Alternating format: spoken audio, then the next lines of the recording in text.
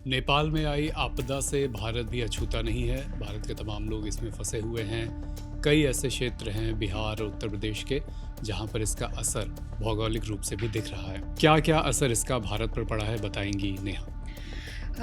देखिए अभिषेक, अभी तक हमारे पास जो डेटा आया है काफ़ी नुकसान इसमें भारत को भी पहुंचा है और ऐसा कहीं कहीं माना जा रहा है कि भारत को ज़्यादा नुकसान पहुंच रहा है as compare to Nepal itself और बाकी जो भी देश के लोग यहाँ पर फंसे हुए हैं। ऐसा इसलिए हम कह रहे हैं क्योंकि तमाम जो आंकड़े अभी तक अलग अलग सोर्सेज से सामने आ रहे हैं उनमें भारतीयों का जो आंकड़ा है वो ज़्यादा दिखाई दे रहा है। सबसे पहले बात कर लेते हैं फॉरेन मिनिस्टर नेपाल के शिशिर खनाल। इनका एक स्टेटमेंट आया था जिसमें उन्होंने बताया था कि कुल मतलब करीब 300 के करीब लोग हैं जो अभी भी भारतीय जो सिटीजन्स हैं इस बाढ़ में फंसे हुए हैं, लापता बताए जा रहे हैं।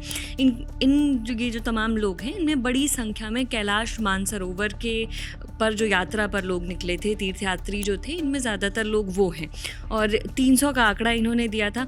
इसके अलावा भी एक आंकड़ा सामने आया है। नेपाल के टूरिज़्म बोर्ड ने तमाम जो एजेंसीज़ हैं, जो टूरिस्ट गाइड्स हैं, उनके हवाले से या होटल्स में जो लोग रुके हुए हैं उनके हिसाब से डेटा इकट्ठा किया है। इसमें टूरिस्ट ज़्यादा हैं जो टूरिज़्म से लोग यहाँ पर पहुँचे हुए थे। तो उस आंकड़े के हिसाब से क्या भी जानकारी है वो आपको बता देते हैं। भारतीयों की अगर बात करें तो भारतीय टूरिस्ट जो फंसे हैं ये टूरिज़्म डिपार्टमेंट के आंकड़े के हिसाब से ये 178 हैं, जबकि नेपाल की अगर हम बात करें तो खुद नेपाल के जो सिटीजन्स फंसे हुए हैं वो 127 हैं। यानी कि नेपाल के सिटीजन्स कम बता रहा है टूरिज्म बोर्ड और इंडिया के सिटीजन ज़्यादा बता रहा है। बाकी देशों के लोग भी यहाँ पर फंसे हुए हैं। ऑस्ट्रेलियंस हैं 35, बेलारूस से एक व्यक्ति है, बेल्जियम से 3 है, बल्गेरिया से 1 है, इस तरह से कनाडा से 25 है। इस तरह से तमाम आंकड़े पेश किए गए हैं टूरिज्म बोर्ड के द्वारा। कुल जो लोग बताए गए हैं टूरिज्म बोर्ड के इस आंकड़े में वो 664 हैं। अब इनमें भी अगर आप देखेंगे तो सबसे ज़्यादा जिस देश के यात्री फंसे हुए हैं नेपाल की इस बाढ़ में वो भारत के ही बताए गए हैं। सबसे बड़ा आंकड़ा 178 है, भारत के जो लोग वो फंसे हुए हैं। नेपाल सेकंड नंबर पे है 127 के साथ। इसके बाद बाकी जो हैं वो कम है। यूएसए के 65 है तीसरे नंबर पर।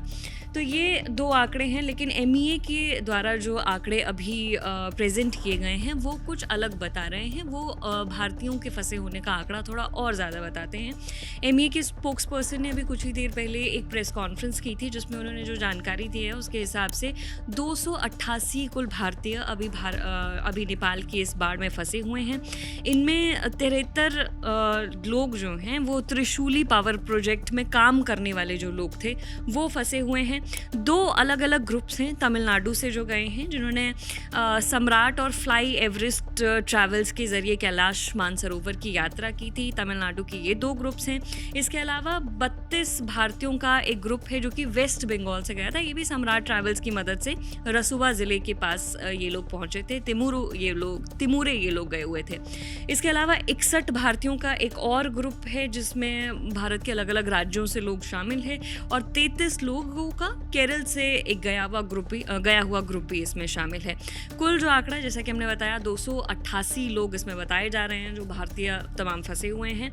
और एक और इन्फॉर्मेशन भी शेयर की थी भारत ने कि 21 इंडियंस जो हैं, जो तमिलनाडु का जो ग्रुप था उनमें से 21 अभी मिल भी गए हैं जिनसे संपर्क हो पा रहा है। ये डेटा 1 बजे के हिसाब से जो सामने रखा था एमईए ने, उसके हिसाब से रेस्क्यू ऑपरेशंस जारी हैं। हालांकि बहुत मुश्किल वहाँ पर हो रही है रेस्क्यू टीम्स को लोगों तक पहुँच पाने में या लोगों को वापस भी ला पाने में। जिनसे संपर्क हो भी पा रहा है उनको वापस ला पाना भी कहीं ना कहीं मुश्किल बना हुआ है। कुछ लोग हैं जो जिनसे संपर्क करने की कोशिश की जा रही है अलग अलग माध्यमों से, लेकिन उनका वापस आना लगातार मुश्किल बना हुआ है। ये है अब सवाल कि भारत कर क्या रहा है अपने लोगों को वापस लाने के लिए। तो ये जो इन्फॉर्मेशन दी गई है एमईए द्वारा वो भी आपको बता देते हैं। पहले तो रिलीफ जो है पहुंचाने की कोशिश की जा रही है एमईए द्वारा। 2 एयरक्राफ्ट भेजे गए हैं रिलीफ मटेरियल के साथ। एक है C-130J और दूसरा है C-17।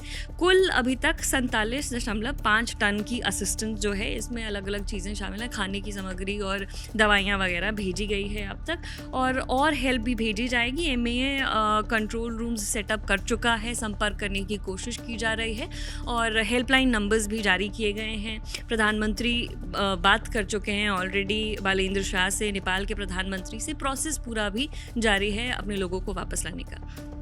तो इसी वजह से ये कहा जा रहा है कि पड़ोस में जो आपदा आई है उससे सिर्फ नेपाल नहीं भारत पर भी बड़ा असर पड़ा है। उसकी व्यापक जानकारी आपके सामने रखी। लल्लन टॉप और वीडियोज़ में बाकी जानकारी आपको देता रहेगा। जुड़े रहिए हमारे साथ।